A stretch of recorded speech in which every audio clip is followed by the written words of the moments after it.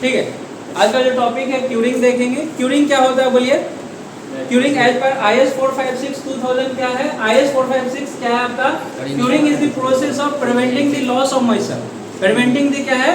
Loss of moisture. Curing एक ऐसा तरीका है जो मॉइस्चर को लॉस होने से बचाता है, उसे क्या कहते हैं? क्यूरिंग कहते हैं। उसे क्या कहते हैं आप? क्यूरिंग कहते हैं। क्या डेफिनेशन होगा इसका?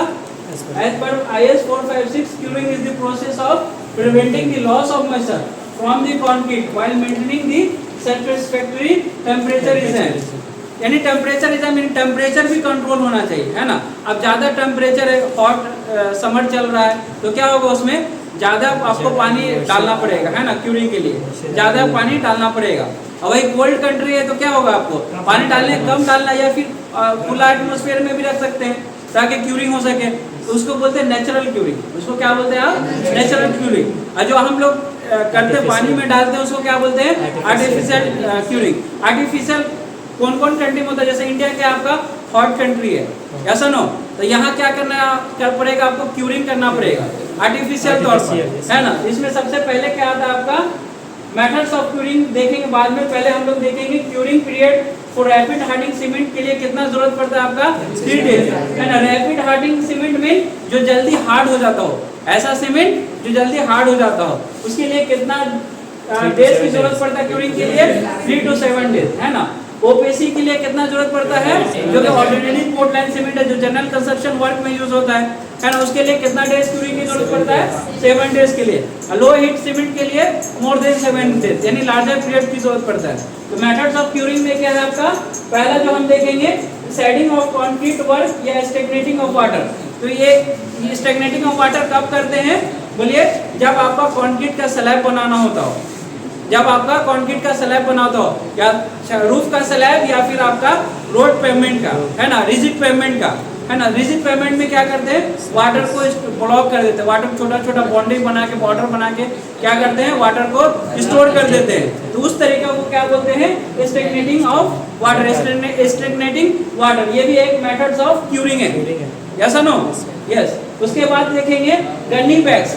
गन्नी बैग्स का भी इस्तेमाल करते हैं क्यूरिंग करने के लिए। कब इस्तेमाल करते हैं? जहां आपका पानी स्टोर नहीं कर सकते हैं, जहां पानी आपको स्टैग्नेट नहीं कर सकते हैं, उस केस में क्या करना पड़ेगा? उस केस में क्या करना पड़ेगा बोलिए? गन्नी बैग्स को लिपेट देना होगा या लिपेट के पानी डालना पड़ेगा, है ना। वो किस सरफेस में लगेगा आपका? वर्टिकल स्ट्रक्चरल मेंबर में, है ना, जैसे कि कॉलम, है ना। कॉलम में क्यूरिंग करने के लिए क्या करना पड़ेगा? गन्नी बैग्स का इस्तेमाल करना पड़ेगा। गन्नी बैग्स किसको बोलते हैं? जूट बैग्स को बोलते हैं, ना, जो जूट से बना होता है। ठीक है, समझ में आया? यस। उसके बाद क्या है? Sprinkling of water. Sprinkling of water कहाँ करते हैं बोलिए?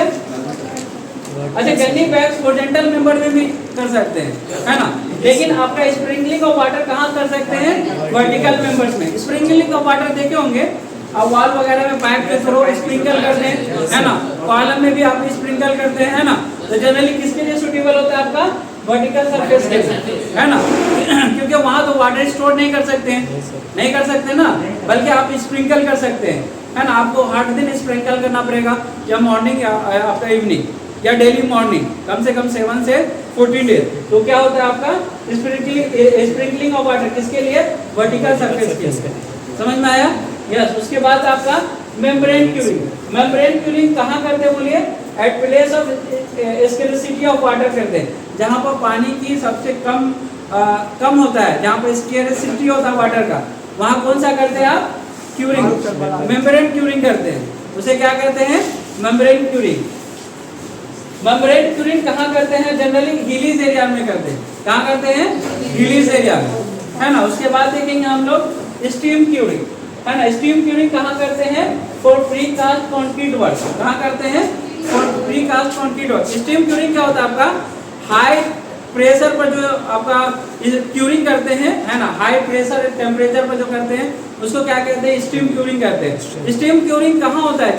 जनरल वर्क में नहीं होता है। क्या होता है? जैसे प्री कास्ट कंक्रीट बना रहे हैं, प्रीकास्ट स्ट्रक्चर बना रहे, यानी कि जो आपका फैक्ट्री में बना हुआ आपका गटर वगैरह आता है, यानी ब्रिज का देखे होंगे या मेट्रो ट्रेन का देखे होंगे, कैसे बन करके आता है फैक्ट्री से, उसके बाद रख देते हैं। तो वो सब जो ब्लॉक बना हुआ होता है वो किससे बना होता है, किससे क्यूरिंग होता है, वो स्टीम क्यूरिंग से होता है। वो किससे होता है आपका, स्टीम क्यूरिंग से होता है। स्टीम क्यूरिंग कहाँ होता है आपका, बोलिए, फॉर प्रीकास्ट कंक्रीट वर्क, है ना। मेट्रो ट्रेन वगैरह जो बन रहा है, जो ब्लॉक देखे होंगे, है ना, आकर के फिक्स कर देता है जनरली। वो कहाँ से क्यूरिंग कैसे करते हैं, उसको स्टीम क्यूरिंग करते हैं। यानी स्टीम क्यूरिंग कैसा क्यूरिंग है, बोलिए, जो आपका हाई प्रेशर टेम्परेचर में आपका क्यूर करते हैं, है ना, आर्टिफिशियल तौर पर, तो उसी को क्या कहते हैं, स्टीम क्यूरिंग कहते हैं। ये मेथड्स ऑफ क्यूरिंग है, ये इसका सर्टिफिकेट है। समझ में आया? अभी अलग से कपड़ा भी आने लगा उसको। हाँ, अलग अलग तरीके, ठीक है, नोट कर लीजिए, समझ में आया?